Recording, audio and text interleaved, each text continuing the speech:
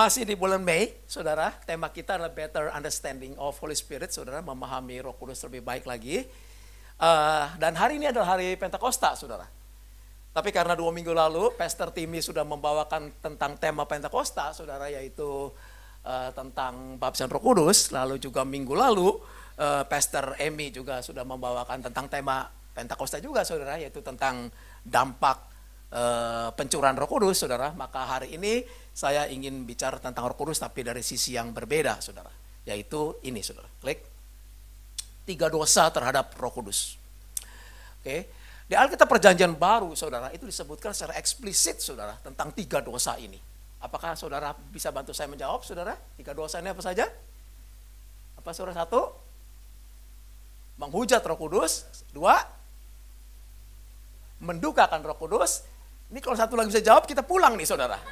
Karena udah tahu semua, jadi ya udah, kan udah nggak bisa dikotbain lagi. Ketiga apa, saudara? Oke. Itu tidak eksplisit. Yang eksplisit, saudara, disebutkan. Apa, saudara? Satu lagi? Ya. Saya nggak dengar sih. Memadamkan Roh Kudus, saudara, ya. Oke, klik. Mendukakan Roh Kudus, memadamkan Roh Kudus, dan menghujat Roh Kudus. Hari ini kita akan bahas 3 hal ini, saudara. Dan ini apa ini ketiga hal ini, saudara? Oke, kita masuk ke nomor 1. Mendukakan Roh Kudus. Tolong, Ibu Fenly bacakan. Efesus 4 ayat 30 TB. TB itu terjemahan baru, saudara. Langsung di sini aja. Di sini aja. Ayat 30. Dan janganlah kamu mendukakan Roh Kudus Allah yang telah memateraikan kamu menjelang hari penyelamatan. Oke, kita buka satu lagi salinan TSI-nya, saudara, untuk membandingkan. Dan janganlah sampai cara hidupmu membuat Roh Kudus bersedih hati, karena Roh itu merupakan bukti bahwa kamu adalah milik Allah, dan Roh Kudus juga menjamin keselamatanmu pada akhir terakhir. Kalau saya perhatikan, saudara, kalau saya khotbah, saya suka membandingkan 2 Alkitab ini, saudara, atau dengan salinan-salinan lain, saudara. Tapi saya suka buka TSI. Beberapa saudara tanya saya waktu itu, TSI itu apa sih bedanya dengan TB, saudara, ya kan? Nah, makanya, saudara, karena ada beberapa yang tanya, saya pikir pada kesempatan ini saya mau pakai waktu sedikit untuk menjelaskan dulu, saudara, supaya saudara mengerti apa itu TB dan TSI. TB, saudara tahu kan ya, TB itu terjemahan baru, saudara. TSI apa, saudara? Taman Semanan Indah, bukan. TSI adalah terjemahan sederhana Indonesia. Nah, apa bedanya, Bapak Ibu sekalian? TB atau terjemahan baru, saudara, itu adalah Alkitab yang sering kita baca saat ini, itu keluaran LAI, saudara. Itulah TB adalah salinan Alkitab yang menggunakan metode penerjemahan harafiah atau word for word disebut, saudara, atau literal. Jadi satu kata bahasa aslinya diterjemahkan ke satu kata bahasa teksnya, saudara, ke bahasa sasarannya, saudara. Oke. Nah, tapi kalau TSI, saudara, itu disebut sebagai salinan yang menggunakan metode penerjemahan berdasarkan arti, saudara.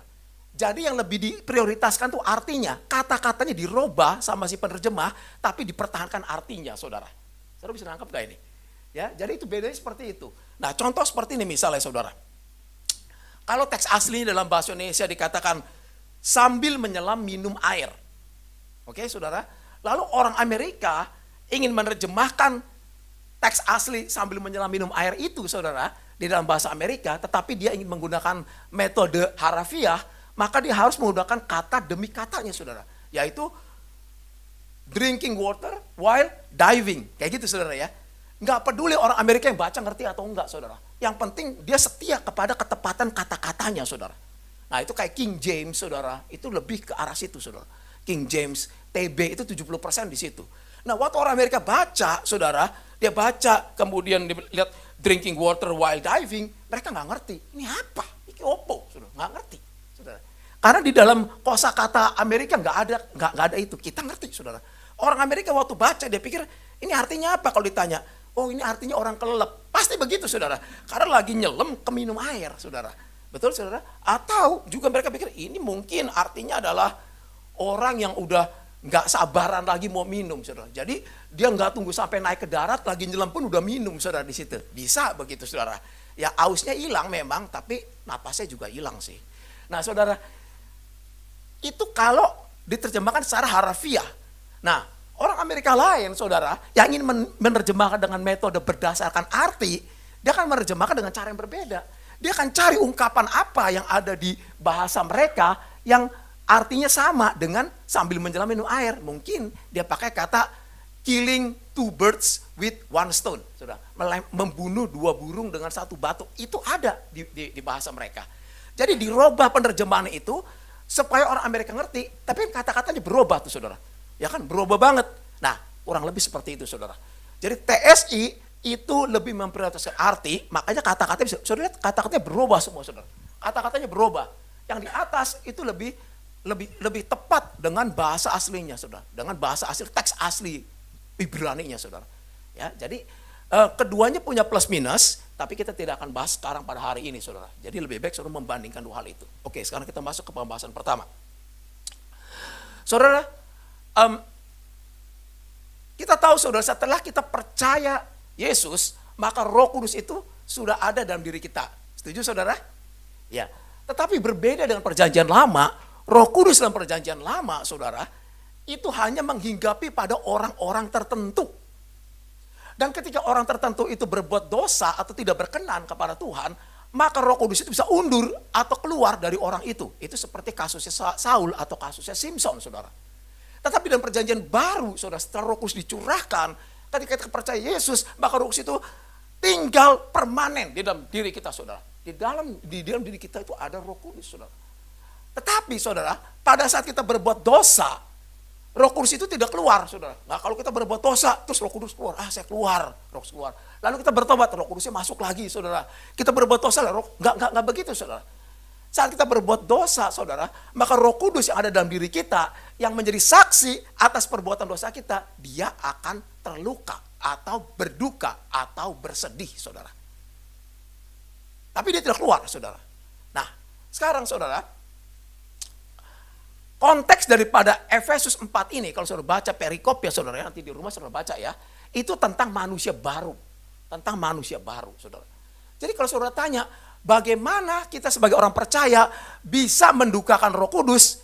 Jawabannya saudara, TSI mengatakan, yaitu dengan cara hidupmu membuat Roh Kudus. Jadi melalui apa saudara? Melalui cara hidup kita saudara. Cara hidup apa saudara? Kalau kita baca konteksnya saudara, Efesus 4 itu tentang manusia baru. Atau kita bisa mengatakan seperti ini, klik. Bagaimana saya bisa dengan Roh Kudus? Apabila kita sebagai manusia baru, itu kita melakukan atau hidup dengan cara hidup manusia lama, saudara. Lalu di situ kalau saudara baca dalam perikop itu, Paulus mendaftarkan saudara beberapa daftar dosa-dosa. Contohnya seperti klik, hidup dalam hawa nafsu lah, ayat 25, ayat 19, berdusta lah, marah tidak pantas, dan bla bla bla, saudara, semua itu. Jadi intinya adalah yang Paulus ingin ingatkan kepada kita, saudara, ingat sebagai manusia baru, saudara, kita nggak sendirian lagi. Itu bedanya antara manusia lama dengan manusia baru, saudara. Dulu sebelum kita percaya Yesus, kita masih dalam manusia lama, Bapak Ibu. Kalau kita berbuat dosa, saudara, itu urusan kita sendiri. Sama seperti orang-orang yang belum percaya Yesus sekarang. Ketika mereka berbuat dosa, itu tanggung jawab dia mereka sendiri, saudara. Tetapi, saudara, ketika kita percaya Yesus dan Roh Kudus ada dalam diri kita, saudara, maka urusan jadi lain. Saat kita berbuat dosa, saudara, kita melibatkan ada satu pribadi lagi di dalam diri kita yang namanya Roh Kudus. Dia menjadi saksi atas perbuatan kita dan dia berduka atau terluka saat kita melakukan dosa, saudara. Itu yang mau diperingatkan oleh ayat ini, saudara, oleh Paulus. Supaya kita selalu ingat itu, saudara. Saya mau kasih ilustrasi, saudara. Beberapa tahun lalu, anak saya yang bungsu itu lulus SMA, saudara. Ya, ini cerita ini saya udah minta izin sama anak saya, saudara. Lalu saya takut dia marah. Ya. Lalu dia bilang dia mau pergi ke pesta, ada party, saudara. Saya bilang oke. Terus dia bilang, Dedi, ini party ini pulang malam, dia bilang, karena acara serunya itu baru mulai jam 9, saudara. Oke, jam berapa? 11:30 dia bilang. Saya bilang oke lah, 11:30 pulang, anak muda lagi mau party, oke, saya bilang. Tapi begitu saya tunggu, udah dia pergi, saudara. 11:30 lewat, hampir jam 12, orangnya nggak ada, saudara. Saya mulai WA dia, saudara. Saya WA dia kira-kira jam 12, dia jawab, saudara. Ya Dedi, ini baru lagi mau siap-siap mau pulang. Oke, siap-siap mau pulang jam 12, saudara. Saya tunggu. Jam 1 belum nongol, saudara. Mulai gelisah saya, ini jam 1. Lalu pikir mulai macam-macam nih, saudara. Apa bannya pecah, saudara? Apa ada orang yang celakain dia? Gitu kan, saudara. Karena kemudian saya WA dia, nggak direspon masalahnya, saudara. Lalu saya telepon juga nggak diangkat. Waduh, semakin senewan saya. Sampai setengah 2. Ini kok nggak pulang-pulang? Nggak mungkin. Perjalanan tuh katakanlah dari Sudirman sampai tempat saya, kalau malam gitu paling juga 45 menit, saudara. Ini sampai ini. Dan masalahnya saya tidak mendapat update, Bapak Ibu sekalian. Jadi wajar dong, saya khawatir, saudara. Jadi bolak-balik, saudara. Saya udah kayak orang stres, saya udah kayak orang bingung. Bukan kayak orang bingung, sorry. Memangnya bingung saya, saudara. Saya nonton TV, ceritanya nggak masuk otak, saudara. Apa, saya cuma nonton gambar-gambar doang, tapi saya nggak itu. Saya nungguin ini terus, saudara. Saya nungguin WA dari anak saya, benar, saudara. Dan saya nggak bisa tidur, saudara. Tapi istri saya pulas. Ini, saudara. Pulas, saudara. Nanti silakan tanya. Pulas. Memang, saudara, istri saya bilang sama saya, itu dia udah seperti ada kayak kerjasama, dia bilang. Istilah pembagian tugas. Pembagian itu gini. Jadi kalau dalam kasus-kasus yang seperti ini, dia bilang, itu kita bagi tugas. Jadi ada yang satu jaga, kamu jaga, saya tidur. Istilah dia katanya kerjasama yang baik. Oke, kerjasama yang baik. Tapi betul juga, maksudnya begini, itu cukup masuk akal juga, Bapak Ibu. Karena buat apa sih kita dua-duanya jaga, betul nggak? Ngapain 2 orang stres? Sama aja kan, 1 orang stres sama 2 orang stres, sama aja mendingan 1 orang stres. Atau dua-duanya tidur, ya berarti nggak, kalau dua-duanya tidur kan bahaya juga, nggak ada yang jaga, saudara. Jadi usulan dia masuk akal. Makanya saya setuju pembagian tugas itu. Masalahnya, saudara, 31 tahun married, nggak pernah gantian. Begitu aja terus, sudah kerjasama, apa itu? Kembali ke cerita ini, saudara. Sampai jam 2, saudara, baru telepon berdering, saudara. Saya bilang, kamu di mana? Saya bilang.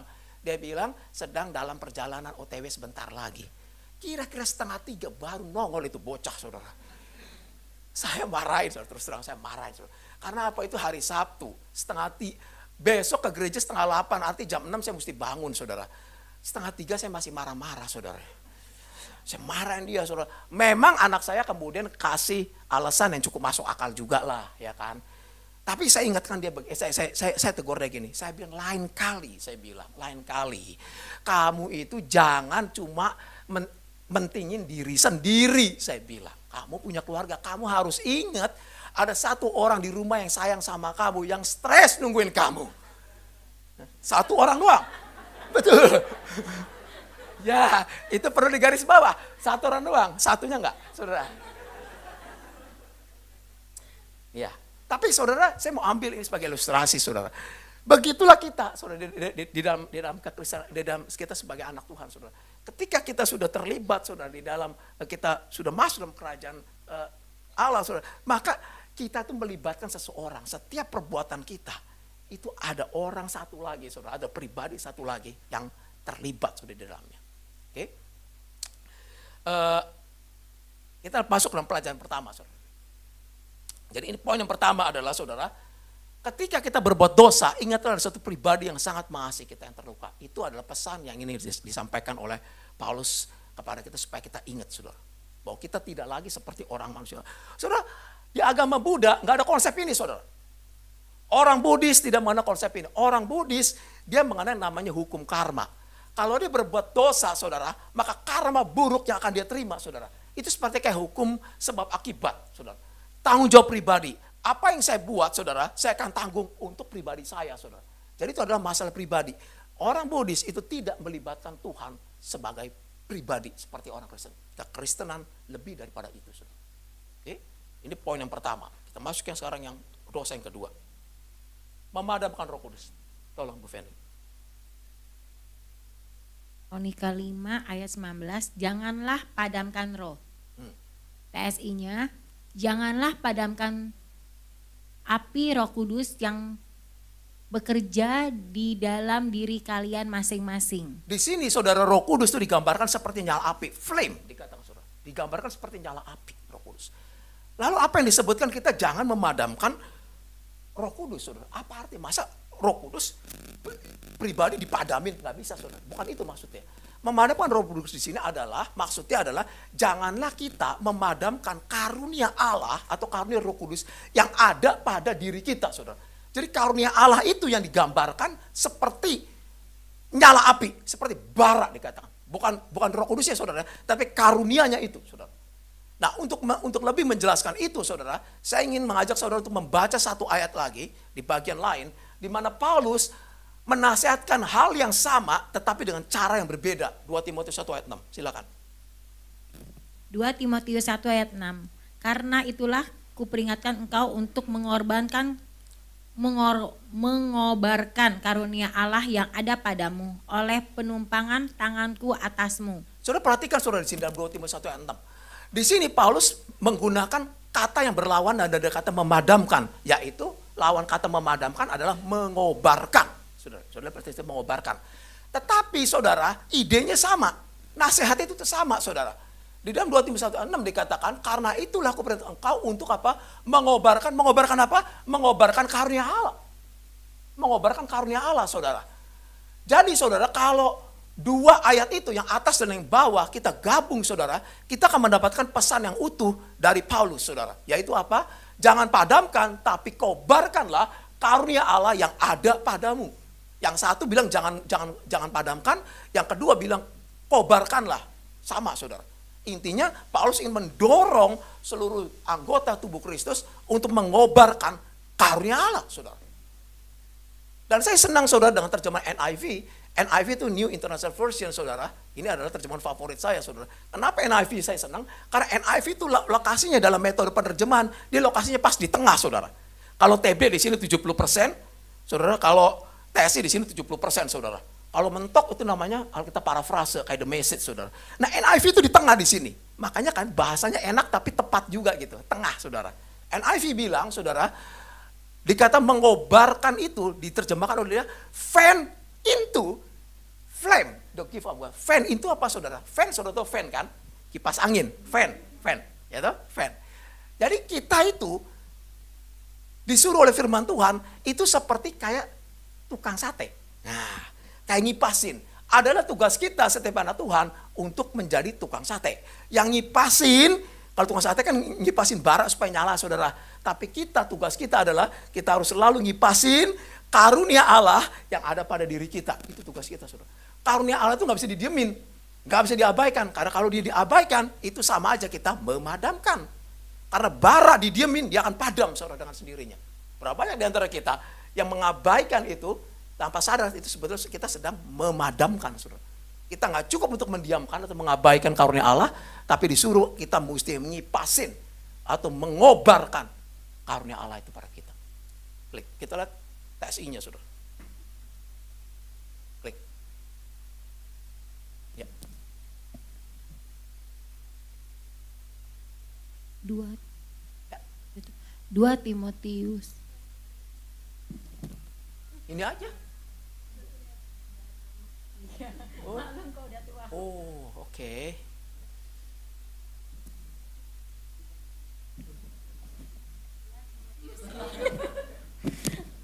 2 Timotius 1 ayat 6. Oleh karena itu saya mengingatkanmu untuk terus memanfaatkan dan meningkatkan kemampuan rohani yang diberikan Allah kepadamu. Oke? Ya, udah, sampai situ aja. Nah, saudara, mengobarkan karunia Allah itu, saudara, diterjemahkan oleh TSI langsung kepada maknanya, saudara. Dia katakan mengobarkan karunia Allah itu maksudnya adalah terus memanfaatkan dan meningkatkan kemampuan rohani yang diberikan Allah kepadamu, saudara. Jadi sekali lagi ini seperti kayak tugas tukang sate. Kita mesti kipasin terus. Di sini ada yang kerjaannya tukang sate? Nggak ada ya. Yang suka makan sate? Banyak? Oke. Tapi nggak relevan sih sama ini, saudara. Saudara, dari tugas kita adalah kita memanfaatkan, saudara, dengan terjemahan CEV, Contemporary English Version, itu dikatakan bukan kita menggunakan saja loh, saudara, tapi menggunakan secara penuh, bukan make use, tapi make full use of the gift. Jadi kita bisa mengatakan apa itu mengobarkan api Roh Kudus? Mengobarkan api Roh Kudus adalah menggunakan karunia Allah secara maksimal di dalam pelayanan atau di dalam pekerjaan Tuhan, saudara. Setiap kita, saudara, itu pasti punya karunia Allah, saudara. Dan karunia macam-macam semua kita diberikan oleh Tuhan. Karunia Allah secara umum bisa berarti segala macam pemberian Allah kepada kita, saudara. Itu bisa karunia menasehati, bisa karunia mengajar, bisa karunia memberi, bisa karunia melayani, saudara. Macam-macam, saudara, karunia itu. Termasuk juga talenta yang Tuhan berikan. Nah, beberapa orang, saudara, yang punya talenta itu, yang punya karunia itu, tetapi dia hanya memakai untuk kepentingan diri sendiri. Maksud Paulus, jangan begitu gitu. Paulus bilang, pakai itu, karunia Allah itu juga untuk kerajaan Allah, saudara. Ada beberapa orang yang tidak menggunakan, dia punya saudara karunia itu, dia punya talenta itu, tapi dia lebih senang untuk menyembunyikan atau mengabaikannya dengan berbagai alasan. Mungkin karena dia malu, atau karena takut, saudara, atau karena males, saudara. Jadi seperti kayak hamba yang punya satu talenta yang disimpan uangnya dalam tanah, dan karunia itu tidak memberikan nilai tambah bagi kerajaan Allah. Maksudnya Paulus berikan karunia itu, pakai karunia itu supaya memberikan nilai tambah bagi kerajaan Allah. Bukan bagi dirimu sendiri, tapi bagi kerajaan Allah, saudara. Saudara pernah dengar istilah use it or lose it, saudara? Use it or lose it, saudara. Nah, karunia Allah juga begitu. Gunakan karunia Allah, atau kalau enggak, saudara akan kehilangan kesempatan karunia Allah itu untuk bisa menjadi berkembang, saudara. Oke, itu poin yang nomor 2, saudara. Jadi kita sampai pada poin nomor 2. Jadi apa itu pelajaran nomor 2? Jangan abaikan karunia Allah yang masing-masing ada pada dirimu, kobarkanlah dengan menggunakannya secara maksimal bagi kerajaan Allah. Coba mundur sedikit, saya mau lihat kasih tahu tentang yang bara api. Sulit ya, gambar bara api itu, saudara. Kurang lebih seperti itu yang Paulus mau waktu dia menggambarkan tentang jangan padamkan Roh Kudus, saudara. Dia melihat seperti kita ini seperti bara-bara api, saudara. Sulit kalau bara api satu boleh menggunakan secara maksimal, dia akan merembet kepada yang lain, saudara. Dan yang lain akan merembet sehingga dia akan kebakaran dalam seluruh gerejanya, saudara. Maka kita perhatikan, saudara, gereja-gereja yang on fire, jemaat yang on fire, gereja itu akan semakin on fire, saudara. Karena begitu kita masuk, saudara, kita masuk dalam environment on fire semua. Jemaat semua, orang-orang on fire semua, saudara. Kenapa? Karena mereka semuanya menggunakan karunia-karunia yang berbeda-beda itu. Setiap kita punya berbeda-beda. Bayangin gak, saudara, kalau semua kita di sini menggunakan karunia kita masing-masing, ini akan dahsyat, saudara, gereja ini. Dan kalau, bukan itu saja, saudara, tapi kita akan menyala dan gereja menjadi gereja yang on fire, Bapak Ibu sekalian. Kebalikannya juga berlaku, saudara. Kalau ada gereja yang kemudian sama-sama mengabaikan karunia itu, semuanya cuek, nggak mau gunakan, lama-lama seperti bara, yang satu mati. Lama-lama kayak jemaat di Laodikia, saudara, suam-suam kuku. Jemaat yang on fire akan semakin on fire, tapi jemaat yang semakin dingin dia akan semakin suam, saudara. Kita masuk ke poin yang ketiga sekarang, saudara, menghujat Roh Kudus. Matius 12 ayat 31, sebab itu aku berkata kepadamu, segala dosa dan hujat manusia akan diampuni, tetapi hujat terhadap Roh Kudus tidak akan diampuni. 12 ayat 32, apabila seorang mengucapkan sesuatu menentang anak manusia, ia akan diampuni. Tetapi jika ia menentang Roh Kudus, ia tidak akan diampuni. Di dunia ini tidak, dan di dunia yang akan datang pun tidak. Wow. Ini adalah, saudara, menghujat Roh Kudus ini adalah sesuatu yang paling mengerikan, saya katakan. Dan sekaligus paling banyak disalah mengerti oleh orang Kristen. Jadi saudara kalau baca ayat ini, saudara, pasti saudara ada paling tidak, saudara kalau orang kritis, saudara paling tidak ada 3 pertanyaan kritis, saudara, dari ayat ini. Apa saja itu, saudara? Nomor 1, sebetulnya apa sih yang dimaksud dengan menghujat Roh Kudus? Dalam hal apa bahwa saya sudah menghujat Roh Kudus? Lalu bagaimana kalau saya dulu pernah menghujat Roh Kudus dan sekarang saya menyadarinya, tapi tetap menjadi dosa kekal, saudara. Dosa yang gak ada obatnya. Saudara beribadah, saudara melayani buat apa? Percuma, saudara, karena saudara gak diampuni dosanya. Betul, saudara? Karena Tuhan bilang dosa Roh Kudus saudara tidak akan diampuni. Tapi dalam hal apa sebetulnya kita sudah menghujat Roh Kudus? Dosa yang bagaimana? Itu nomor 1. Nomor 2, saudara, belum dong. 2, mengapa menghujat Roh Kudus itu tidak akan diampuni, saudara? Kenapa sih dosa lain semua diampuni, Tapi kalau menghujat satu ini kok kayak serem banget gitu loh, kayak nggak ada obatnya. Itu nomor 2, saudara. Tentu kita kan bertanya begitu kan, saudara. Yang nomor 3, saudara. Tadi dikatakan bahwa menghujat Yesus itu diampuni, tapi menghujat Roh Kudus nggak diampuni. Berarti Roh Kudus posisinya lebih tinggi daripada Yesus dong, betul nggak saudara? Itu kan kita begitu cara pikirnya kan. Satu, berarti ini posisinya kayak lebih tinggi nih. Kayak menghina menteri nggak apa-apa, tapi menghina presiden jangan sampai kayak begitu. Nah ini kayak begini. Nah ini kayak kita bahas saudara 3 hal ini, oke? Dalam paruh yang terakhir ini. Kita masuk yang pertama saudara. Apa yang dimaksud dalam menghujat Roh Kudus? Saudara ada yang bisa kasih masukan ke saya? Selama ini pengertian saudara apa? Dalam hal apa saudara sudah melakukan dosa menghujat Roh Kudus? Dalam tindakan bagaimana? Saudara bisa dikategorikan menghujat Roh Kudus. Selama ini bagaimana pengertian saudara? Boleh kasih masukan? Gak ada orang. Ya Pak.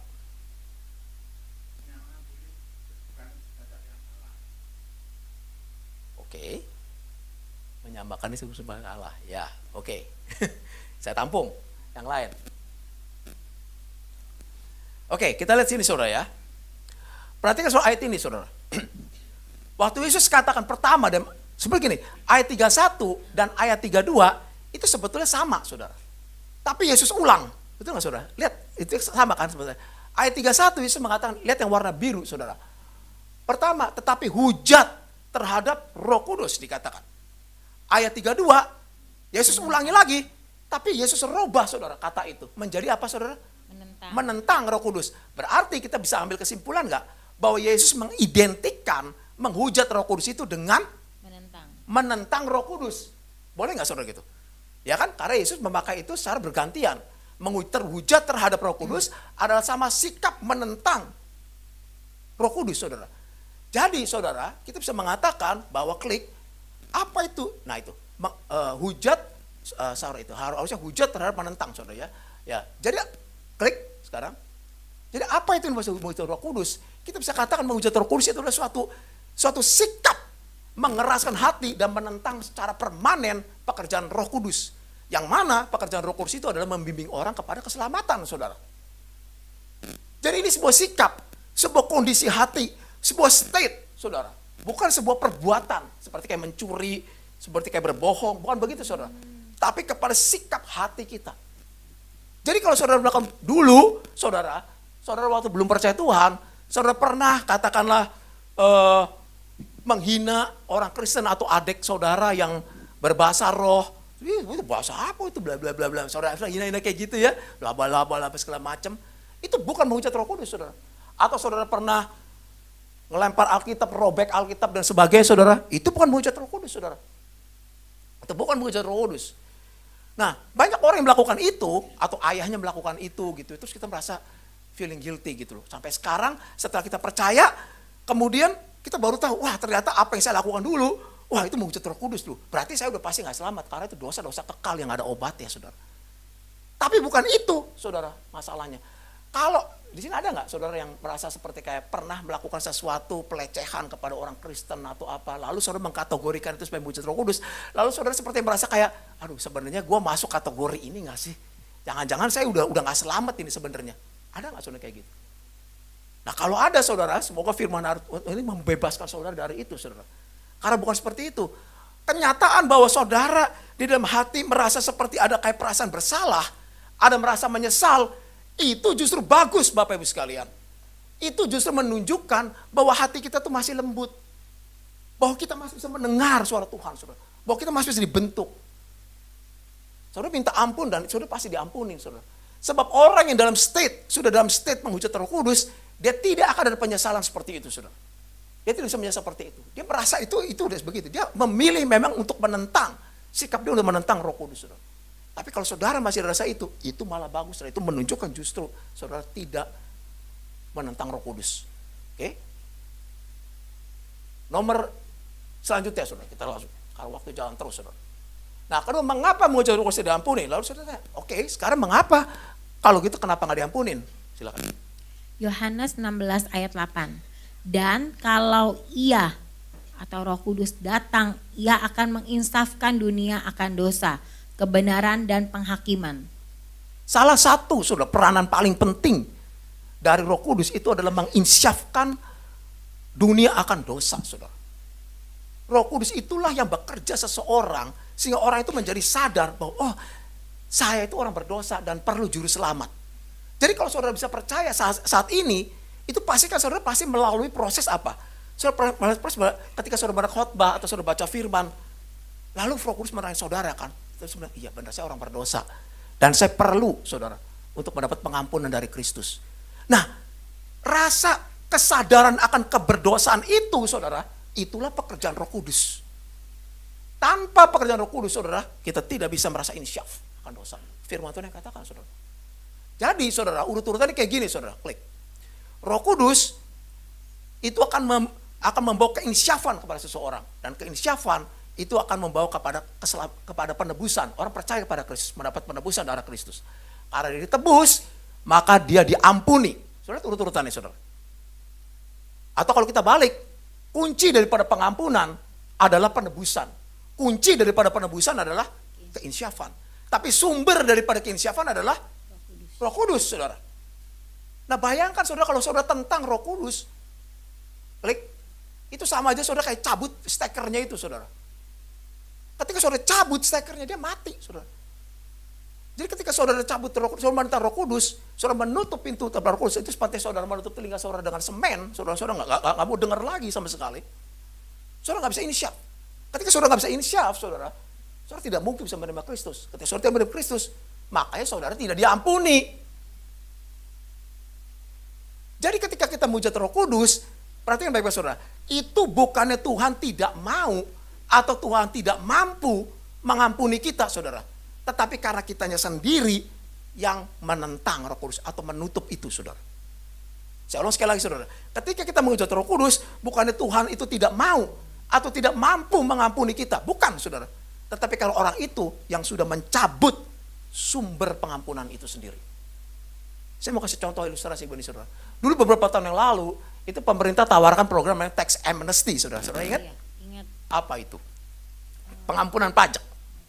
Pengampunan pajak. Jadi orang-orang pada waktu itu pemerintah kasih tawaran buat mereka-mereka yang belum melaporkan harta kekayaan sebagaimana mestinya, pemerintah kasih kesempatan untuk melaporkan. Kurang lebih kayak gitu saudara ya. Kalau mereka melaporkan, melaporkan kekayaannya, itu bayar 2% atau apa, kayak begitu lah saudara ya, bayar juga 2%. Tapi kalau kita, ini lebih tinggi sebetulnya. Nah masyarakat punya dua pilihan Bapak Ibu. Pilihan pertama adalah menerima, pilihan kedua adalah menolak. Bagi mereka yang menerima, saudara, bagi mereka dia kemudian ikut program itu, maka semua kewajiban hutangnya diampuni. Pemerintah akan melupakan itu saudara. Karena dia sudah ikut program itu, menerima. Tapi saudara, ada orang-orang tertentu yang menolak program itu. Nah buat orang menolak program itu, boleh gak? Boleh. Tapi apa yang terjadi saudara? Maka kewajiban hutang dia itu tetap ada saudara sebetulnya. Dia tetap berkewajiban untuk membayar hutang itu kepada pemerintah. Dalam hal ini, pemerintah bukannya tidak mau atau bukannya tidak mampu mengampuni pajaknya orang itu. Tetapi kalau orang itu sendiri yang memilih untuk menolak program itu saudara. Sama seperti ini. Jadi saudara nangkep ya. Kalau ditanya kenapa bisa itu dikampuni? Ya jelas. Karena orang itu mencabut sumber keinsyafan saudara. Atau dikatakan yang mencabut sumber pengampunan. Orang itu mencabut sumber pengampunan. Bukannya Tuhan yang gak mau. Dia mencabut sumber pengampunan. Mau bagaimana lagi? Terakhir. Nah, tadi kan dikatakan bahwa menghujat Yesus itu katanya diampuni. Kalau menghujat Roh Kudus nggak diampuni. Berarti kan posisi Roh Kudus lebih tinggi daripada sebetulnya nggak saudara? Begitu. Logikanya kan begitu. Iya. Tapi saudara mari kita melihat saudara.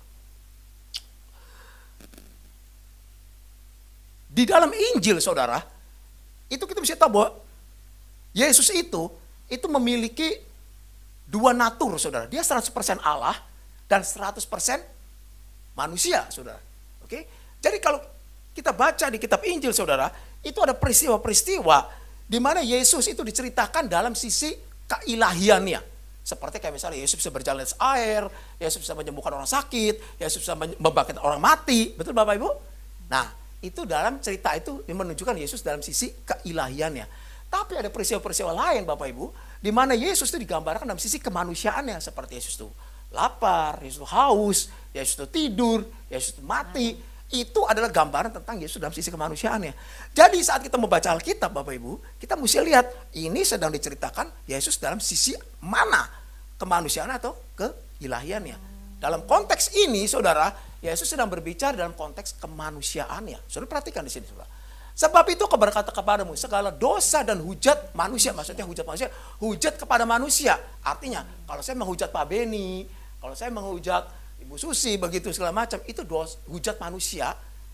Itu sama seperti juga apabila seorang menentang anak manusia, bukan anak Allah saudara ya, anak manusia. Jangan begitu, Yesus memposisikan diri sebagai, kalau kamu menghujat saya, sama seperti kamu menghujat manusia-manusia lain, dan kamu menghujat saya sebagai manusia, kamu tetap akan diampuni.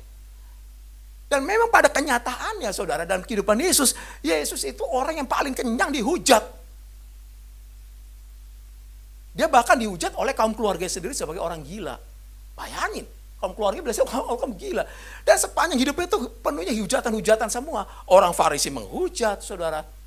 Lalu juga tentara Romawi juga menghujat, meludahi saudara, mengejek, melucuti pakaiannya segala macam saudara. Tapi saya bilang, it's okay. Kamu mau menghujat saya, ketika saya di bumi sebagai manusia, it's okay. Karena ada kebingungan saat itu, orang masyarakat itu, apakah orang ini benar Mesias yang dijanjikan atau bukan. Maka Yesus mengerti itu Bapak Ibu sekalian. Sebab itu ketika disalib, Yesus bilang apa? Tuhan ampunilah, Bapa ampunilah mereka, sebab mereka tidak tahu apa yang mereka lakukan. Dia gak tahu saudara. Yesus maklum, kamu hujat saya, pada waktu saya di bumi, it's okay. Tapi kamu jangan hujat Roh Kudus. Karena Yesus tahu ada agent ketiga saudara, yaitu Roh Kudus, yang nanti tugas itu akan menginsyafkan orang. Nah pada saat itu, kalau orang-orang ini menghujat atau menentang Roh Kudus, maka sudah tidak ada lagi obat ya saudara. Jadi sekali lagi saudara, ini adalah dalam konteks Yesus dalam kemanusiaannya. Sekarang Yesus sudah meninggalkan kemanusiaannya. Yesus ada di sorga dengan segala kemuliaannya. Apakah kalau seseorang itu menghujat Yesus dalam arti dia menentang Yesus secara permanen, dia akan diampuni? Sama saja, dia tidak akan diampuni saudara jawabannya. Karena sekarang Yesus sudah ada dalam kemuliaannya. Dia sebagai anak Allah yang sudah bertahta di surga saudara. Jadi saudara sekali lagi, klik. Kita baru diingatkan sini. Jadi kalau pertanyaan apakah Roh Kudus berarti lebih tinggi? Jawabannya tidak. Karena ketika semangatnya itu, ia sedang berkata dalam sisi kemanusiaannya. Saya akan tunjukkan satu ayat lagi saudara untuk memperkuat itu. Di sini saudara, ini tetapi tentang hari dan saat itu tidak ada seorang pun yang tahu, malaikat di surga tidak, dan anak pun tidak, hanya Bapa saja saudara. Ini dalam sisi apa? Kemanusiaan apa keilahian? Kemanusiaan saudara. Dipikir anak manusia, dia tidak tahu. Waktu di bumi Yesus tidak tahu saudara. Kapan dia datang lagi ke bumi, ke dunia ini yang kedua kali. Tapi sekarang Yesus sudah ada di surga, di posisi dia sama satu tahta saudara Bapa. Apakah dia nggak tahu? Dia pasti tahu Bapak Ibu saat ini sekarang. Dia tahu kapan saatnya mau datang. Nah dia masa Allah maha tahu dia nggak tahu saudara. Jadi saudara mesti lihat konteksnya saudara. Ketika dia, jadi lihat konteksnya saudara ya, intinya kayak begitu. Oke. Ya itu yang mau sampaikan saudara hari ini karena waktu sudah sampai saudara. Dan pemusik boleh maju ke depan. Kita lihat ringkasannya saudara.